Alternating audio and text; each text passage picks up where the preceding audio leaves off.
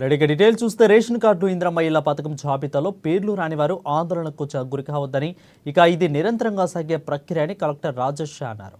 Adilabad municipal పరిధిలోని ధూపి కాలనీలో ఏర్పాటు చేసిన ప్రజాపాలన వార్డు సభలో ఆయన పాల్గొన్నారు. దరఖాస్తుల స్వీకరణ ప్రక్రియ పరిశీలించి సిబ్బందికి పలు సూచనలు సలహాలు చేశారు.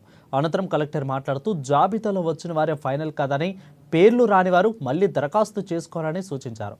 అర్హులైన లబ్ధిదారులు అందరికీ కూడా తప్పనిసరిగా సంక్షేమ పథకాలు అందేలా చూస్తామని, ఎలాంటి ఆందోళన అక్కర్లేదని భరోసా కల్పించారు.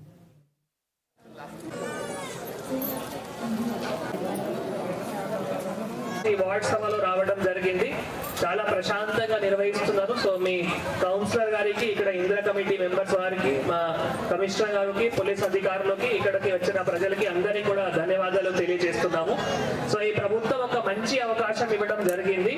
ఎందుకంటే మీరు చాలా రోజుల నుంచి ఈ రెండు పథకం గురించి ఎదురు చూస్తున్నారు. మీకు కొత్త రేషన్ కార్డు కానీ, లేదు రేషన్ కార్డులో పేరు చేర్చుకోవాలి, లేదు మీకు ఇంద్రమ్మ ఇల్లు కావాలి అంటే చాలా సంవత్సరం నుంచి ఇది ఎదురు చూస్తున్నారు. ఇప్పుడు ఈ అవకాశం వచ్చింది కాబట్టి మనం ఒక జాబితా చదివాము, కానీ ఆ జాబితా ఫైనల్ కాదు. నేను మళ్ళీ ఒక్కసారి చెప్తున్నాను. దాంట్లో ఎవరైతే అర్హులు ఉన్నారో, ఒకవేళ మీ పేరు రాలేదు, మీ కొత్త రేషన్ కార్డు కావాలో, మీ ఉన్న రేషన్ కార్డులో పేరు యాడ్ చేయాలో, మీ దగ్గర ఎప్పుడు ఇంద్రమ్మ ఇల్లు కోసం మీరు ఎలిజిబుల్ ఉన్నారు, పేరు రాలేదంటే అందుకే కౌంటర్ పెట్టడం జరిగింది. వాటి కూడా ఎంక్వైరీ చేసి అర్హులు ఉన్నవారు ప్రతి ఒక్కరికి అప్పుడే ఫైనల్ లిస్ట్ అవుతాయి. ఇప్పుడు ఇది ఫైనల్ లిస్ట్ కాదు. ఇంకొక మాట చెప్తా, రేషన్ కార్డు అంటే నిరంతరం ప్రక్రియ. ఇప్పుడు ఈ రోజు అయింది, ఒకటి అప్లికేషన్ తీసుకున్నాము, కొద్ది నెలల తర్వాత మళ్ళీ ఎవరికి పెళ్లి అవుతాయి, మళ్ళీ అప్పుడు ఏమైనా ఎక్కడైనా ఇంట్లో కుటుంబంలో పిల్లలు పుడతారు, అప్పుడు కూడా మళ్ళీ అడిషన్ ఇది అంతా చేయాల్సిన ఉంటుంది.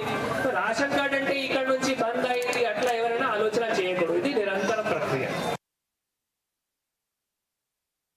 ఈ వార్డ్ సభలో రావడం జరిగింది. చాలా ప్రశాంతంగా నిర్వహిస్తున్నారు. సో మీ